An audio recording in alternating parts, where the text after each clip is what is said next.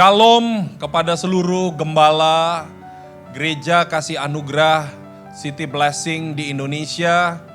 Kami dari Sinode ingin mengingatkan kepada kita semua serta menghimbau kepada seluruh gembala dan seluruh jemaat City Blessing di Indonesia untuk memperhatikan perkembangan COVID-19, khususnya varian Omicron yang sekarang berkembang.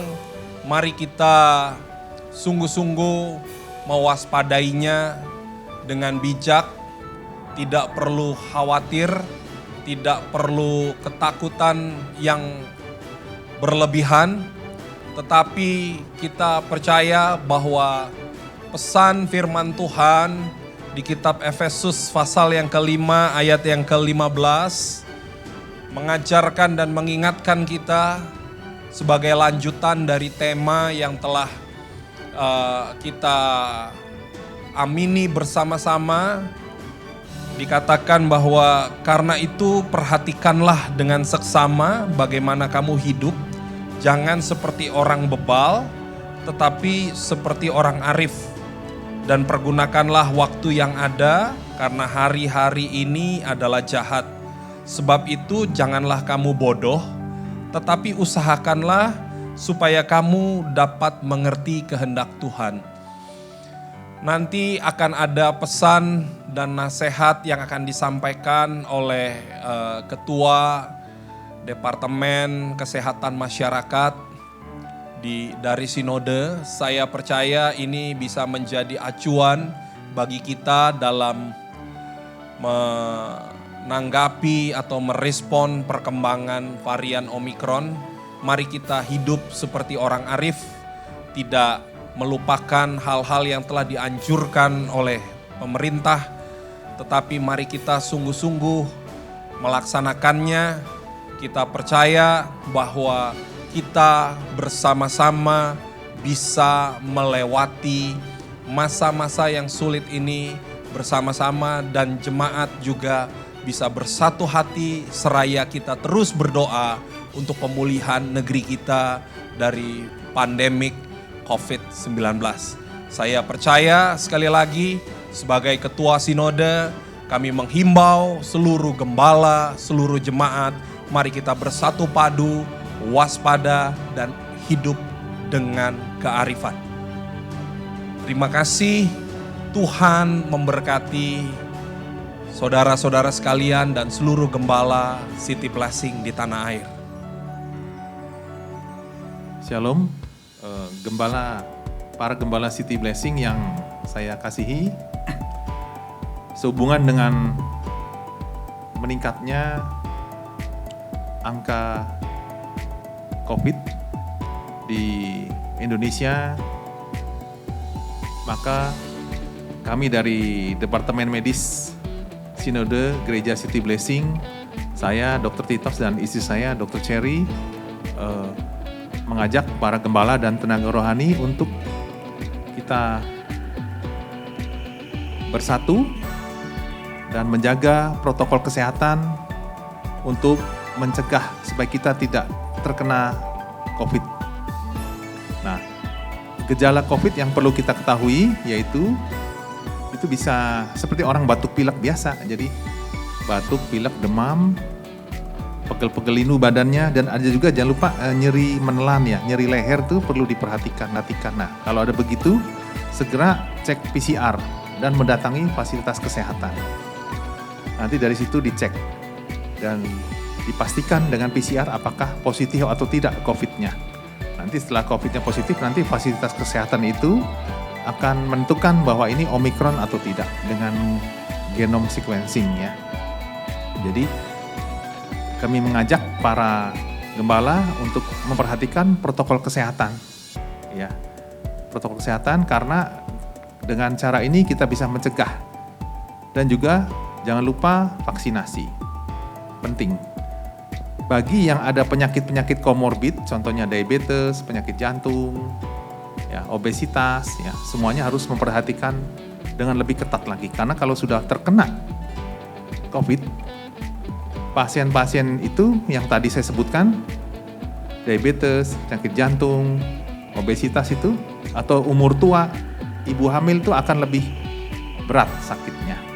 Ya. Nah, jadi kita perhatikan baik-baik. Nanti akan ada slide dan juga nanti istri saya, Dr. Cherry akan menerangkan bagaimana menghindari COVID. Dan jika sudah terkena COVID, bisa WA ke saya, bisa ya, dibantu. Atau juga ada fasilitas yang Halodoc itu bisa. Kalau ringan ya. Kalau berat ya misalnya sesak-sesak ya segera ke rumah sakit. Nah, istri saya akan menambahkan bagaimana cara mencegah COVID-nya, apa saja yang harus dilakukan. Silakan. Terima kasih suamiku. Teman-teman dan saudara-saudara semua yang terkasih, jadi kita harus melakukan tindakan waspada ya. Jadi nggak usah ketakutan dalam menghadapi COVID gelombang ketiga ini, nggak usah takut, nggak usah seperti orang stres. Kita perlu melakukan tindakan-tindakan waspada saja. Apa saja tindakan kewaspadaannya itu? Jadi kita harus yang pertama untuk supaya kita tidak terhindar dari penyakit COVID. Pertama adalah kita harus melakukan protokol kesehatan. Ada 5 hal yang penting protokol kesehatannya. Kedua nanti saya akan tambahkan untuk meningkatkan imunitas tubuh kita. Ketiga kita perlu vaksinasi.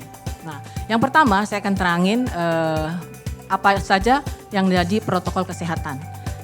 Mungkin kita sudah tahu ya 5M. Satu, memakai masker ya.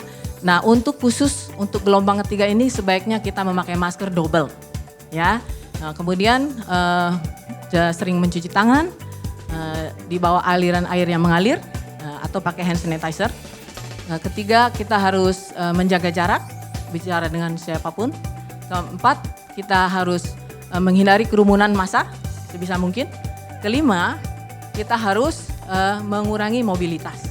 Nah, mengurangi mobilitas terutama khusus adalah sebaiknya kita jangan makan bersama dulu di luar rumah ya.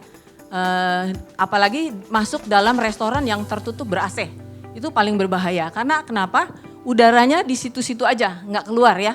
Jadi kalau kita makan bersama kan kita sama-sama buka masker. Jadi kalau kita duduk di sini mungkin ada semeter lebih meja berikutnya.